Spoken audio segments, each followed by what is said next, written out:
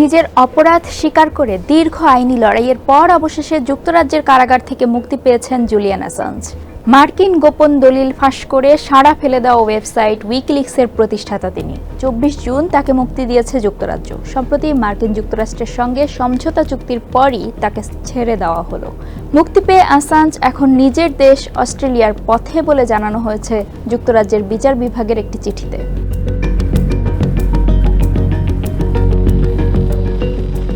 মুক্তির পর উচ্ছ্বাস প্রকাশ করেছেন অ্যাসাঞ্জের মা এবং স্ত্রী। অ্যাসাঞ্জের মুক্তির খবরে তার মা ক্রিস্টিন অ্যাসাঞ্জ বলেছেন, আমার ছেলের অগ্নি পরীক্ষা যে অবশেষে শেষ হতে যাচ্ছে তাতে আমি কৃতজ্ঞ। এতে গোপন কূটনৈতিক আলোচনার গুরুত্ব ও শক্তি বোঝা গেছে। এক্স পোস্টে জুলিয়ান অ্যাসাঞ্জের স্ত্রী স্টেলা মরিস অ্যাসাঞ্জ অ্যাসাঞ্জের সমর্থকদের প্রতি কৃতজ্ঞতা জানিয়েছেন। তার মতে সমর্থকরা বছরের পর বছর ধরে পাশে ছিলেন বলেই অ্যাসাঞ্জের মুক্তির দাবি পূরণ হয়েছে। ইতোমধ্যেই যুক্তরাজ্যের কারাগার থেকে অ্যাসাঞ্জ বের হয়েছেন বলে এক্সে জানিয়েছে তার প্রতিষ্ঠান উইকিলিক্স। প্রতিষ্ঠানটি জানায় 1901 বন্দী থাকার পর সোমবার জুলিয়ান অ্যাসাঞ্জ ছাড়া পেয়েছেন। 24 জুন বিকেলে তিনি স্টানস্টেড বিমানবন্দর থেকে যুক্তরাজ্য ত্যাগ করেন।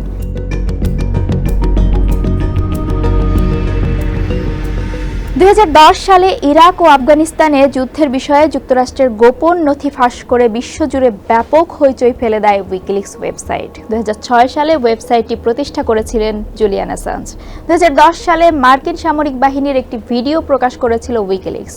ওই ভিডিওতে ইরাকের বাগদাদে রয়টার্সের 2 সাংবাদিক সহ 1 ডজনেরও বেশি ইরাকি বেসামরিক নাগরিককে হত্যা করতে দেখা যায়। এই ঘটনার জেরে মিস্টার অ্যাসাঞ্জের অন্যতম সহযোগী মার্কিন সেনাবাহিনীর গোয়েন্দা তথ্য বিশ্লেষক চেলসি ম্যানিংকে 35 বছরের কারাদণ্ড দেওয়া হয়।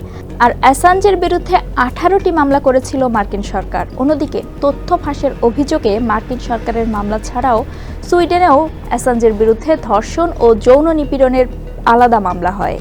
মূলত সুইডেনের সেই মামলার পরেই অ্যাসাঞ্জ ইকুয়েডরের লন্ডন দূতাবাসে 7 বছর লুকিয়েছিলেন, কারণ তার আশঙ্কা ছিল সুইডেন তাকে গ্রেফতার করে মার্কিন সরকারের হাতে তুলে দিতে পারে। পরে তিনি লন্ডন পুলিশের কাছে ধরা দেন।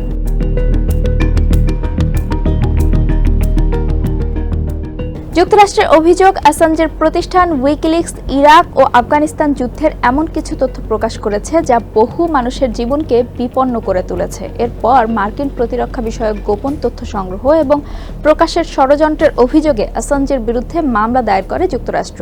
শুরু হয় গ্রেফতার তৎপরতাও। গ্রেফতার এড়াতে এক পর্যায়ে অ্যাসাঞ্জ লন্ডনের ইকুয়েডর দূতাবাসে আশ্রয় নেন এবং সেখানেই প্রায় 7 বছর কাটান। সেখান থেকে 2019 সালে 52 বছর বয়সী অ্যাসাঞ্জকে গ্রেফতার করে যুক্তরাজ্যের পুলিশ। গত 5 বছর যুক্তরাজ্যের কারাগারে ছিলেন তিনি। সেখান থেকে যুক্তরাষ্ট্রে ফেরত পাঠানোর বিরুদ্ধে তিনি আইনি লড়াই চালিয়ে আসছিলেন। সম্প্রতি মার্কিন সরকারের সঙ্গে একটি সমঝোতা চুক্তি করেন অ্যাসাঞ্জ। চুক্তি অনুযায়ী তিনি তার বিরুদ্ধে আনা অভিযোগ স্বীকার করে নেন। এতে তাকে নতুন করে আর কারাগারে যেতে হবে না। যুক্তরাষ্ট্রের সংবাদ মাধ্যম সিবিএস এর প্রতিবেদনে বলা হয়েছে, দোষ স্বীকার করায় এতদিন কারাভোগের জন্য ক্ষতিপূরণ পাবেন অ্যাসাঞ্জ।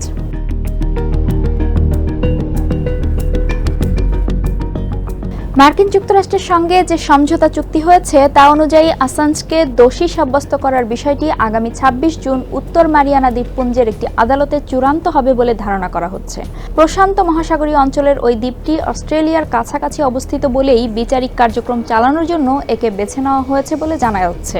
যদিও অ্যাসাঞ্জের মুক্তি এবং মামলার পরবর্তী কার্যক্রমের বিষয়ে তার আইনজীবী রিচার্ড মিলার কোনো মন্তব্য করেননি। তবে অ্যাসাঞ্জের বিরুদ্ধে করা মামলা রাজনৈতিকভাবে উদ্দেশ্য প্রণোদিত বলে দীর্ঘদিন ধরে তার পক্ষের আইনজীবীরা দাবি করে আসছিলেন।